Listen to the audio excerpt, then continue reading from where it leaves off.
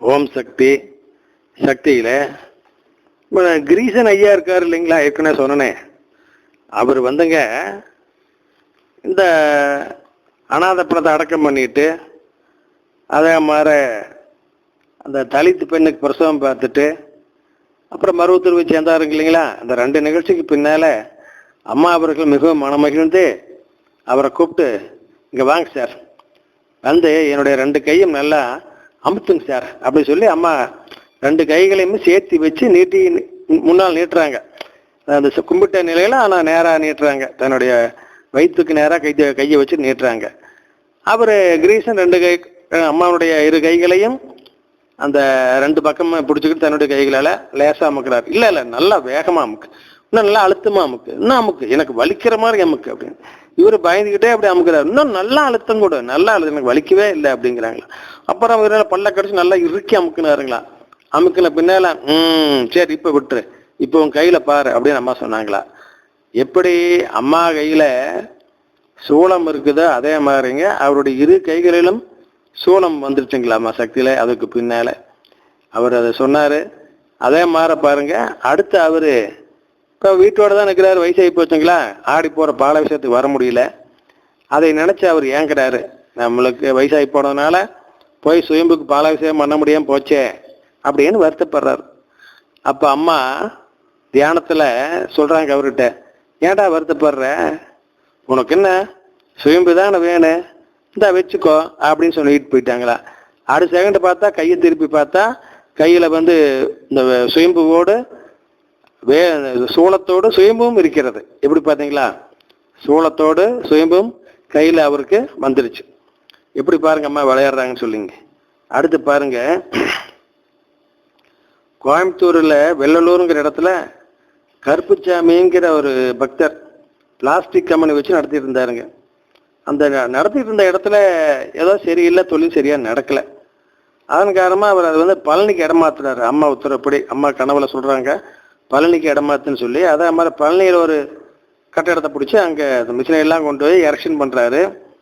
பண்ணிட்டு அதை ஆரம்பித்து நடத்தணும். அந்த நிலையில் குரு பகவான் அவர்கள் அந்த கம்பெனிக்குள்ளே போய் ஒவ்வொரு மிஷினுக்கும் மந்திரிப்பு செய்கிறாங்களாமா. இதைய ப்ரொஃபஸர் கண்ணன் அவர்கள் நேராக கண்ணிலே பார்த்துருக்காரு, கனவு இல்லைங்க, நிஜம். அதே மாதிரிங்க இன்னொரு சமயம் ப்ரொஃபஸர் கண்ணன் அவர்களுக்கு பாதபட்சம் வேணும்னு ஆசை அம்மாவுக்கு.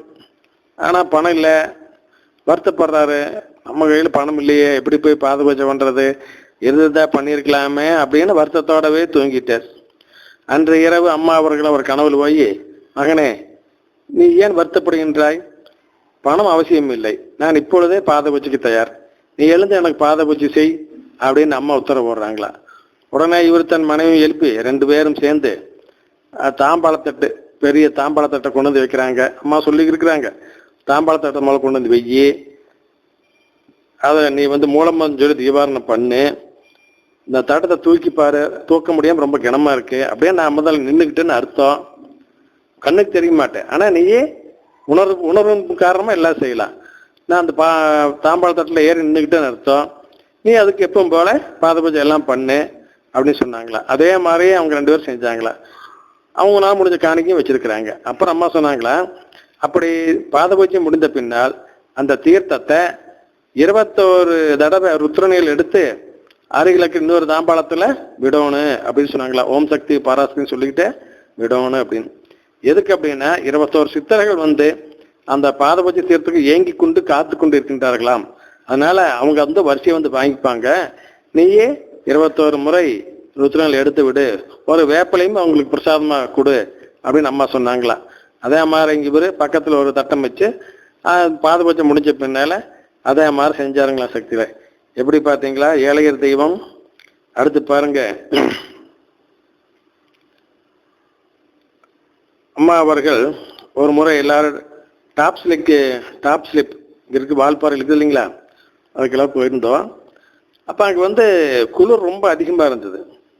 ஆனால் உடன் சென்ற தொண்டர்கள்லாம் அதுக்கு தேவையான சொற்று மப்பர் இதெல்லாம் கொண்டுட்டு போகலைங்க. அதனால் எல்லாரும் கொஞ்சம் நடுங்கிட்டு இருந்தாங்க. இதை பார்த்த அம்மா அவர்கள் கொஞ்ச நேரம் தியானத்தில் உட்காந்தாங்க, ஒரு 2 நிமிஷம், அவ்வளோதான்.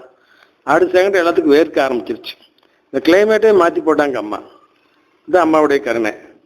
இன்னொரு சமயம் பாருங்க என்ன சொன்னாங்க, நம்ம மருவத்தூர்ல ஐக்கியமாகி இருக்கின்ற, அதாவது சமாதியாகி இருக்கின்ற 21 சித்தர்களில் ஒரு சித்தரை உயிரோடு எழுப்புவேன், அதுவே என்னுடைய கடைசி சித்து, உயிர் சித்து அப்படின்னு அம்மா சொன்னாங்க ஆரம்ப காலத்துல. அது யாரு அப்படிங்கிறத கூட நம்ம பாதுகாப்பு தொண்டர், அவர் என்னுடைய நண்பர், அவர்கிட்ட அம்மா சொல்லிக்கிறாங்க. வேப்ப மரத்துக்கு கீழே சமாதியாகி இருக்கிற அம்மா ஆலயத்துக்குள்ள கருவறைக்கு இடது பக்கம் வேப்பமரம் இருக்குது இல்லைங்களா, அந்த வேப்ப மரத்துக்கு கீழே சமாதியாக இருக்கிற சித்திரத்தான் அப்படி உயிரோடு எழுப்ப போறேன் அப்படின்னு அம்மா அவங்க கிட்ட சொன்னாங்களம்மா சக்திகளை. இன்னொரு விஷயம் பாருங்க, எப்பவுமே நம்ம வழிபாடு செய்யும் பொழுது சிறிது வேப்பலையும் விபூதியும் வச்சுட்டு அதை நம்ம வழிபாடு எடுத்து சாப்பிட்டோம்னா நோய் இல்லாமல் ஆரோக்கியமாக இருக்கலாம் அப்படின்னு அம்மா ஏற்கனவே சொல்லிக்கிறாங்க சக்திகளை. அடுத்தது நிறைய பக்தர்களுக்கு அம்மா கனவுல போய் மந்திரிப்பு பண்ணி அவங்க நோயை குணப்படுத்தியிருக்கிறாங்க. தாராபுரத்தில் செய்வனையால் பாதிக்கப்பட்ட ஒரு குடும்பம், அண்ணன் தம்பி 2 பேர். அண்ணனுக்கு கல்யாணம் ஆயிடுச்சு, சம்சாரா 5 மாதம் முழுகாமல் இருக்கிறா. அவங்க முதல்ல அம்மாவுடைய பக்தர்கள், அப்புறம் எப்படியோ அம்மாட்ட வராமல் நின்றுக்கிட்டாங்க. அது பின்னால செய்வனையில வச்சு அடிச்சிட்டாங்க. இவங்களுக்கு தொழிலெல்லாம் ஒழுங்காக நடக்கலை, பல விதமான பிரச்சனைகள். அவருடைய தம்பி சைட் போர் ஓட்டுற மிஷின் வச்சிருக்காரு. அதை ஒரு பக்கம் எடுத்துட்டு போகும் பொழுது பைக் ஆக்சிடென்ட் ஆகி அவளுக்கு கால் முறிஞ்சு போச்சு. இப்போ இது பல விதமான பிரச்சனை இப்படி இருக்குது. இந்த நிலையில இவர் இந்த இரவு ஆனால் 12 மணி ஆனால் ஒரு கோழி முட்டு, ஒரு எலும்பு, இந்த 2 அந்த கர்ப்பமாக இருக்கிற அந்த வீட்டு பெண்ணினுடைய வயிற்று மேலே விழுவுங்களாமா. இப்போ அலறி பிடிச்சி எந்திரிச்சு கத்துமாமா. எப்படி இருக்குன்னு பாருங்க, தினமும் இதே மாதிரி விழுகுமா. ஒரு எலும்பு துண்டு, ஒரு கோழி முட்டு. இப்படி இருக்கிறப்ப அவர் என்ன பண்ணாரு, அங்குள்ள ஒரு குருமகா சன்னிதானத்தை போய் பார்த்துருக்காரு. ஒரு நிறைய மடம் இருக்குதுங்க கோயம்புத்தூர்ல. அதில் ஒரு மட சன்னிதானத்தை போய் பார்த்து விஷயத்தை சொல்லிக்கிறாரு. அவர் ஒரு தேங்காய் மந்திரிச்சு கொடுத்துருக்காரு. அதை கொண்டு போய் விட்டத்தில் கட்டு, அதெல்லாம் எந்த பிரச்சனையும் வராது, சரியா போயும் சொல்லியிருக்கிறார். இவர் அதே மாதிரி அந்த தேங்காயை பயபக்தியாக கொண்டு வந்துங்க அவர் வீட்டில் இருக்கிற நடு விட்டத்தில் கட்டி வச்சாருங்க.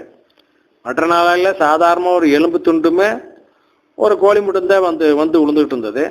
இந்த தேங்காயை கொண்டு கட்டின பின்னால ஒரு முழு கையே முழு கையினுடைய எலும்பு அந்த தேங்காய் மேலே உட்காந்துச்சுங்களாமா. அவ்வளோதான் அதுக்கு பவர். அதாவது ரொம்ப பெரிய காட்டாக ஆகி போச்சு.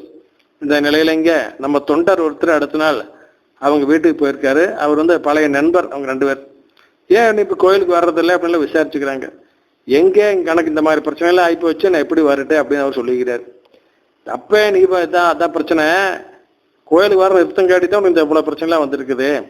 கோயிலுக்கு வந்துட்டு இருந்தேன்னா அப்படி இப்போ எதாக இருந்தாலும் அது அம்மாவை நீக்கி இருக்குமல்ல, உனக்கு உபாயம் சொல்லி இருக்குமல்ல, ஏன் வராமட்ட, சரி பரவாயில்ல அப்படின்னு சொல்லி ஒரு எலுமிச்சம்பழம் கொண்டுட்டு வான்னு சொல்லி அந்த எலுமிச்சம்பழம் திருஷ்டி பழம் போட்டு அவங்க குடும்பத்தார நிற்க வச்சு மூலம் மந்திரம் சொல்லி இந்த தொண்டர் திருஷ்டி கழிச்சாருங்களா. அவ்வளவுதானுங்க.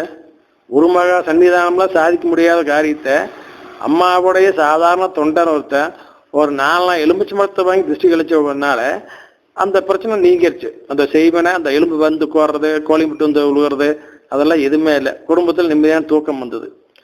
அப்புறம் அவர் பழையபடி அம்மாவை கும்பிடுங்கலாம் அட்வைஸ் பண்ணிட்டு போயிருக்காரு. அதனால இவங்களை பழையபடி அம்மாவை கும்பிட ஆரம்பிச்சிருக்கிறாங்க.